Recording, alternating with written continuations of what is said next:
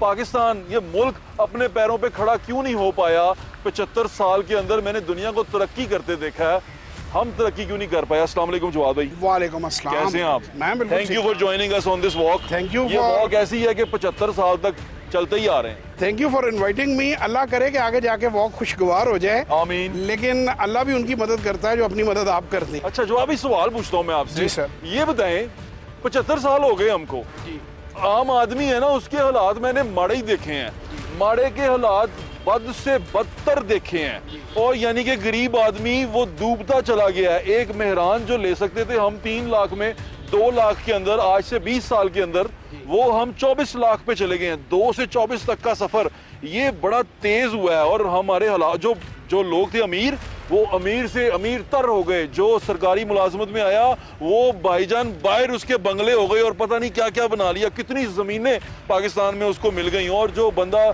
था खादिम बनने आया, वो चाहे जेल में गया पर उसके असासे डबल से डबल होते रहे। ये क्या गोरख धंधा है? आपने जो इखराजात हैं उनका तवाज़ुन मेंटेन करना होता है। ये मेरा खर्चा, ये मेरी आमदन, ये बराबर होएगा तो मैं तरक्की करूंगा। अब हमने क्या किया हुआ है कि हमने अय्याशियाँ की हुई हैं एज अ स्टेट, जो है कि आप अभी देखें शाइये दिए जा रहे हैं, खूबसूरत। आप 9,000 केनाल, अभी मैं रिपोर्ट, ऑथेंटिकेटेड रिपोर्ट देख रहा हूँ कि 9,000 केनाल पे सरकारी अफसरान के घर हैं, 5 केनाल से लेके 100 केनाल तक है। आपको ऑथेंटिकेटेड, मैं आपको कॉपी भेज देता हूं। इस बात का तो मैं भी गवाह हूं। छोटे शहरों में चले जाएं, डीपीओ हाउस देखें, कमिश्नर हाउस देखें, डिप्टी कमिश्नर हाउस देखें, आंखें चुंदे आ जाती हैं। बंदा कहता है मैं ननकाना साहब में गया, वहाँ असिस्टेंट कमिश्नर का घर था, वो बना हुआ है, वो ऑफिस ही मान नहीं है, उसकी जो बाग है वो मान नहीं है। खूबसूरत है, उस बाग को मेंटेन करने के लिए 10 मुलाजम है। एसी साहब आएंगे, बैठेंगे और वो उस पर अपनी हुकूमत करेंगे, याशी करेंगे, वो हमारे खाते। Sir for your kind information, 30,000 मुलाजमीन सरकारी सिर्फ इन प्रॉपर्टीज़ की देखभाल के लिए हैं, जो माली, जो खादम, जो मुख्तलिफ किस्म के हैं।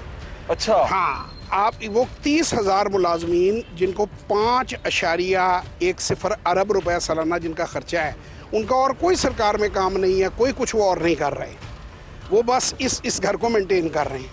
जैसे आपने वाह वाह, करो घर मेंटेन। अच्छा फिर एक बात बताएं जी, जब हम ये सारा कुछ कर रहे हैं जी, तो ये सारा कुछ घर मेंटेन कर रहे हैं, सिक्योरिटी पे भी पैसा लगा रहे होंगे फिर हम? डेफिनेटली। जब वो मैंने आपको बताया कि कई जगह पे तो अंदर चौकियां बनी हुई हैं, उसके अंदर सिपाही बैठते हैं बाकायदा, जो कि उसी की हिफाजत करते हैं। ये निज़ाम तो मुझे ऐसा लगता है कि ईस्ट इंडिया कंपनी का है, गोरे साहब का है। इवन गोरा साहब में अकाउंटेबिलिटी थी। अगर आपने लगान फिल्म देखी हो तो उसको गोरा साहब ने सजा दी थी फिल्मों की बात कि तुमने जो है वो, गोरा साहब आपको पता है वो कितने अकाउंटेबिलिटी पे सख्त थे।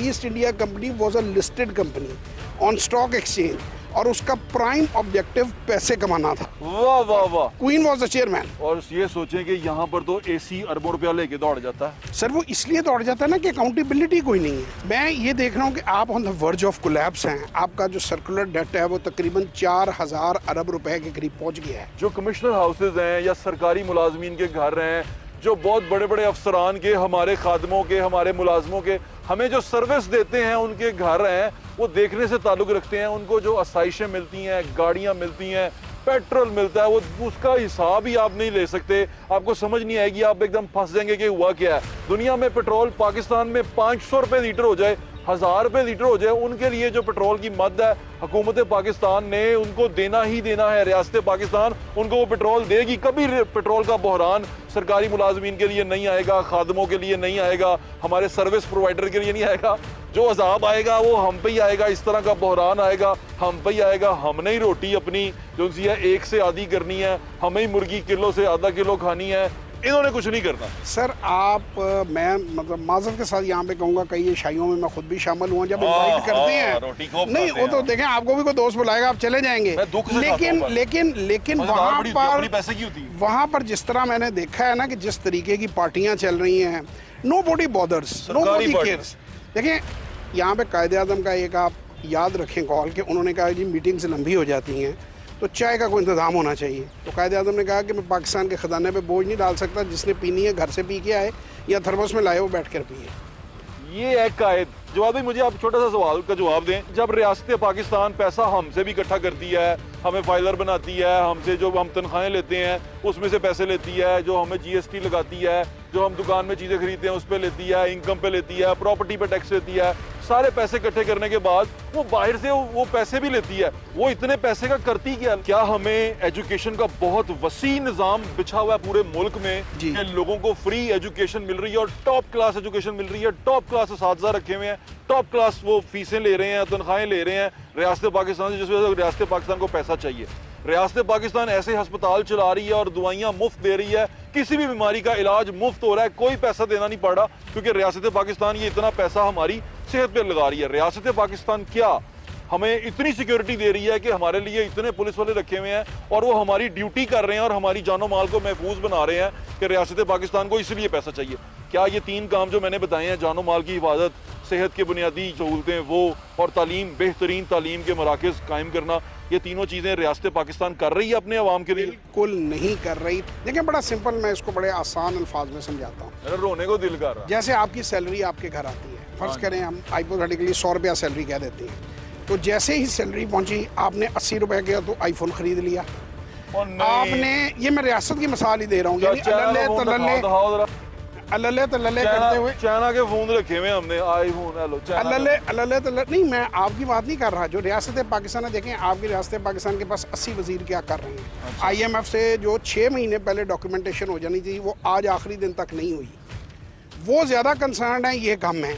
80 वजीर गाड़ियां चला रहे हैं, घूम रहे हैं, फिर रहे हैं, इंजॉय कर रहे हैं, गरीब अवाम के पैसों के ऊपर पल्ले से नहीं कर रहे हैं, लल्ले हो रहे हैं। और ये वो हैं जो बचाने आए हुए हैं। बातें सुने जरा इनकी, एक दो सुन के आए, फिर मैं आपको बताता हूँ। हुकूमत वक्त को तकलीफ बर्दाश्त करनी होगी, पहले अपनी मिसाल देनी होगी, उसके बाद मैं आवाम से कहूँगा कि जनाब आप भी इसमें हिस्सा डालें। जो पाकिस्तान की आवाम के ऊपर बोझ पड़ता है इनकॉम्पिटेंस की वजह से, कि जिस तरफ ये लेके जा रहे हैं हमें कोई मुस्तकबिल नहीं है इस मुल्क।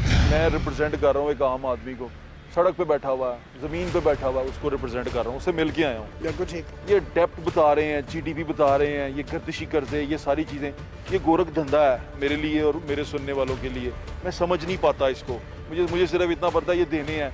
मुझे ये तो बताएं, पैसा जब कर्जा लेते हैं, मेरा केड़ा तुसी मेरी मंजी सही कराती, मैनू मेरे प्यो नू साइकिल लैती, मेरे मां नू दवाई लैती, की कीता मेरे वास्ते? कर्जे ले लेते की कीता? सर कर्जे लेके उन्होंने गाड़ियां बड़ी मंगवाई, कर्जे लेके उन्होंने इंफ्रास्ट्रक्चर अपने घरों की मरम्मत कराई, घरों की रेनोवेशंस कराई, उन्होंने आपस में बोनसेस बांटे, पार्टीज की, गैर जरूरी सड़कें जिनमें कमीशन मिल सकता था वो बनवाई, अंडरपासेस बन रहे हैं, पुल बन रहे हैं। एक बंदा इंसुलिन के लिए मर रहा है, टांगे कटवा बैठा है, पुल बना रहे हैं। सर जी वो इंसुलिन उसको मंगा कर देंगे, उसमें से इनको कमीशन नहीं मिलेगा। लेकिन अगर आप पुल बनाएंगे तो पुल में पहले कमीशन तय है। जिनके पास बाहर प्रॉपर्टीज़ हैं वो प्रॉपर्टीज़ कैसे आती हैं? वो प्रोजेक्ट जो नहीं चाहिए मुल्क को। वॉरेन बफेट की एक कोट है, if you buy things you don't need, soon you have to sell the things you need most. अगर आप ऐसी चीज़ें खरीदेंगे जो आपको नहीं चाहिए तो बहुत जल्दी आपको वो चीज़ें बेचनी पड़ेंगी जिनकी आपको अशद ज़रूरत है। आपका घर, आपके एयरपोर्ट्स प्लेज हैं, आपकी मोटरवेज प्लेज हैं। अब आप OGDC, PPL, ये जो मुनाफा कमाने वाली कंपनियाँ हैं, इनका आप हाल सुन लें। ये जो हर 5 में से 3 कंपनी जो गवर्नमेंट ओन्ड है वो लॉस कर रही है, और जो प्रॉफिटेबल हैं वो अब कतर को दे रहे हैं। ये मुझे बताएं जी, एक प्राइवेट एयरलाइन हमारी कौमी एयरलाइन के साथ चलती है जी, चलती है, उसका जो नेटवर्क है वो भी हमारी कौमी एयरलाइन जितना बड़ा नहीं है। बिल्कुल ठीक है। वो प्रॉफिट में है, ये नुकसान में क्यों है? भाई वो प्रॉफिट में इसलिए है, उसने उतने बंदे रखे हैं जितनों की उन्हें जरूरत है। वो मुफ्त टिकटें नहीं बांटते, वो MNA MPS को टिकटें नहीं देते, सरकारी एहलकार को अपग्रेड नहीं करते, वो एयर होस्टेसें फरमाइशों पर नहीं रखते। यहाँ पे वजीरों के कहने पे एयर होस्टेसें भर्ती होती है, कहते हैं ऐसी एयर होस्टेस है जो चेयरमैन PIA को बदला देती है। हमारे कमिश्नर साहब थे लाहौर के, मैं उनके पास इंटरव्यू करने गया। मैं कहा जी लाहौर का बजट आपको 12 अरब रुपया मिल गया, कमाल हो गई है यार, तो लाहौर पे तो हमारे न्यारे हो जाएंगे आपके, 12 अरब रुपया लगाएं। उसने कहा बट जी होल्ड ऑन, उसने कहा बट जी इसमें से 10.5 अरब रुपया तकरीबन जो उनसे है वो तनख्वाहें हैं, पेंशनें हैं और मराते हैं जी, और तकरीबन दो के करीब अरब रुपया है, वो मैं आप पे लगा सकता हूँ। लेकिन उस पर भी मुझे अभी डिसाइड करना है कि कहाँ कितना लगा, प्रायोरिटीज कहाँ है। हो सकता है वो बोनसेस में बांट दिया जाए उन्हीं तनख्वाहों मराते। मैंने उसे कहा, फिर उसकी मिसाल ऐसी है कि 12 अरब रुपया मेरे पास था, मैंने 10 अरब के मुलाजम रखे कि 2 अरब रुपया मेरे पे खर्च दें। उस 2 अरब रुपए के अंदर भी मैंने कमीशनें दी लोगों को कुछ को, ताकि वो अच्छी तरह मेरे पे वो जो बचे पैसे हैं वो खर्च सके।